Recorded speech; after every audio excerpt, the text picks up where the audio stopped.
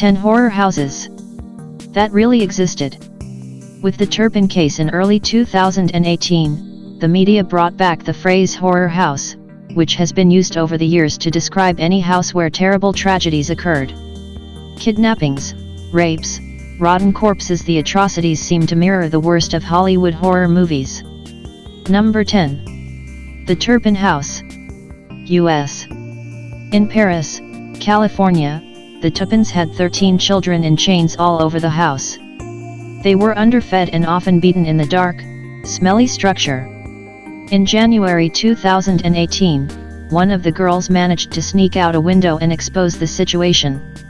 She had been working on her escape plan for more than 2 years. The children were tied up for weeks or even months at a time, were allowed to shower only once a year, and were not provided with any kind of entertainment. They were only allowed to write in journals. The torture was also psychological. The couple would buy food, including pies, and let it sit on the table or counter. But the children were not permitted to eat the food. The kids had never even heard of medications or dental care. Number 9. The small house that smelled of corpses, Japan. In late 2017, the police came across 9 corpses in a house in Tokyo's suburbs. The bodies were mutilated, beheaded, and stacked in cardboard boxes. The 27-year-old suspected murderer was using an arguably efficient technique to cover the smell. He had covered the bodies with cat litter. The neighbors had been complaining about the smell, but they assumed it was coming from the sewers. When investigating the disappearance of a 23-year-old woman, investigators linked her to the house's occupant. The missing woman had contacted the man via social media while seeking someone for a suicide pact. The two were captured by security cameras outside train stations near the horror apartment. The death penalty still exists in Japan. If this man is convicted of multiple murders and sentenced to death, he won't get the same treatment as his victims because the Japanese don't use the guillotine. Their death penalty is carried out by hanging. Number 8. Ghizzeria's kidnapper, Italy. When kidnapping a young woman, it is not the best idea to go out for a car ride with the child who was born after the woman was raped and who looks so sick that the police notice it. That is what really happened to Aloisio Francesco Rosario Giordano, a 52-year-old Italian man from Ghizeria. He had been sequestering a 29-year-old Romanian woman for 10 years and had had 2 children with her. The poor woman lived in a closet in the rodent and roach-infested basement with no water, electricity, or bathroom access. Giordano had already been sentenced for similar facts back in 1995. At first, the Romanian woman, then 19, was hired as a carer for the man's ill wife. It was only after his wife died that he locked the poor carer in the basement. She was repeatedly beaten, tortured, and raped. Giordano would tend to the most serious wounds himself in a fairly rudimentary way as he was no doctor. The 2 children were forced to watch the abuse of their mother. They even had to participate at times if they didn't want to face a beating themselves. Number 7. Anthony Sowell and the rotten corpses, U.S. The biggest problem when killing people in your own house is the smell. After some time, Cleveland investigators ended up taking into account the repeated complaints from the people of a backstreet who did not understand why it was stinking so much around their homes. In 2009, law enforcement finally broke into Anthony Sowell's house. Sowell was a veteran who had become a serial killer. He had been convicted and sentenced in a rape case in 1989 and was released from prison in 2005.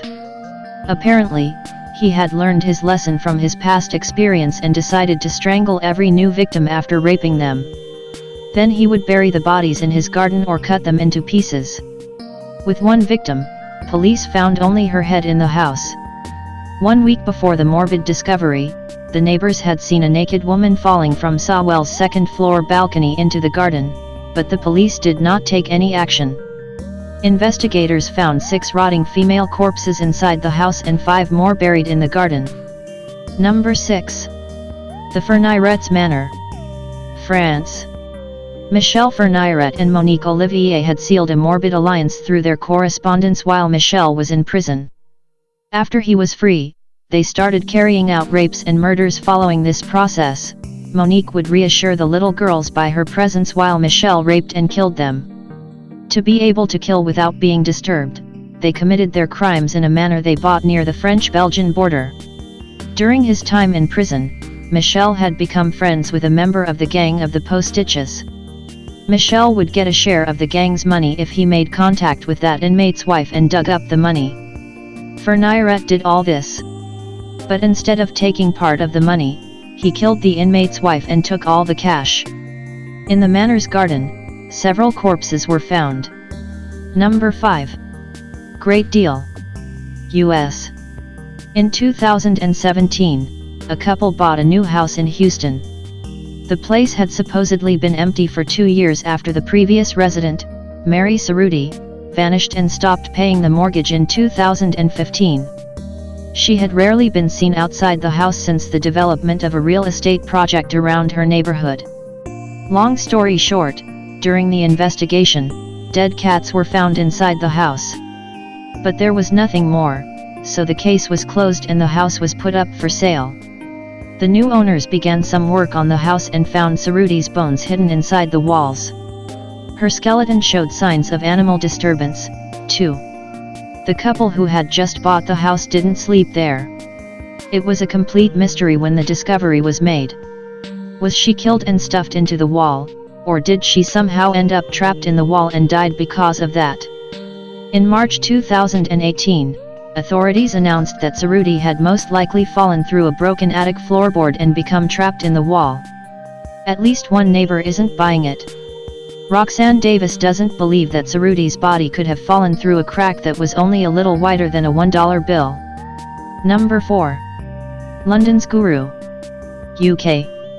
In 2013, Aravindan Balakrishnan, a 75-year-old Maoist guru, was arrested with his wife after 2 followers of their cult went to the police with rape complaints. As the investigation would prove later, he had been sexually abusing all the followers of his women-only collective, which he had founded 40 years earlier. When investigators went to the Balakrishnan home, they found that the couple had been sequestering their daughter for 30 years in the cellar. According to the father, the young woman had been beaten since her 4th birthday to exorcise her fascist tendencies. She was slapped with slippers or a McDonald's balloon stick that Comrade Bala had kept for this sole purpose. She never saw her extended family, made friends, or went to school or a doctor's office. As a child, she became so lonely that she talked to the taps in the bathroom and tried to make friends with the rats and mice in her cellar. Number 3. Joseph Fritz Lowe. Austria. A small and cute family house in Amstetten, Austria, that is where Joseph Fritz Lowe kept his daughter, Elizabeth, in chains, and raped her starting in 1984. Elizabeth got pregnant 7 times. 1 died shortly after birth and was cremated in the wood stove. 3 were brought upstairs to live with Joseph and his wife. When the eldest daughter, Kristen, fell ill with renal issues, she was brought to hospital. The attending doctor felt something was up, spurring renewed interest in the initial disappearance. When Elizabeth showed up at the hospital, the police were informed and she was sequestered and questioned. In 2008, she bravely agreed to testify on tape for her father's trial. In these recordings, she explains what her life had been like for those 24 years that she had been imprisoned. 8. Joseph had made her watch pornographic videos with him before forcing her to reenact them. The door to the cellar had been booby-trapped in such a way that Elizabeth would have died if she had tried to escape. The 11 hours of her testimony had to be broken up in short segments so as not to traumatize the jurors. Number 2.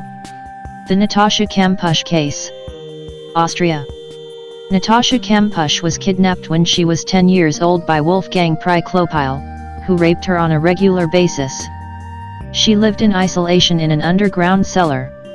At age 18, Chemosh managed to break out on August 23, 2006, and was found near Vienna. After the young woman broke free, Priklopil committed suicide by throwing himself under a train. Chemosh's vibrant testimony shed light on the life conditions and the feelings of guilt among victims of long sequestrations. Chemosh's case is also a strong example of Stockholm Syndrome, in which a kidnapping victim feels a bond with the perpetrator. When Wolfie died, Chemosh cried and threw herself over his body at the mortuary. In 2008, she bought the house in which she had been confined and still visits it occasionally to make sure that it is kept in order. Now that Priclopile is dead, she seems to have a bond to her horror house. Number 1. The Garrido House, U.S. In 1991, Philip and Nancy Garrido kidnapped J.C. Dugard, an 11-year-old girl who was walking to the school bus stop. She was kept in a securely locked garden shed and raped by Philip regularly. J.C. gave birth twice and thus had to share her small shed with her 2 daughters. In 2009, Philip Garrido began to act insane. He wanted to start a church and was looking for funding. While he was raving at the philanthropy office of the local college, a woman there decided to call his parole officer. When Garrido was ordered to see his parole officer a couple days later, he brought his wife, J.C., and her 2 daughters with him.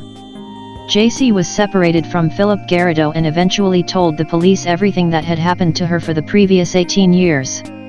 And it was more like hell than anything we could imagine, life in a garden shed with repeated psychological and physical abuse.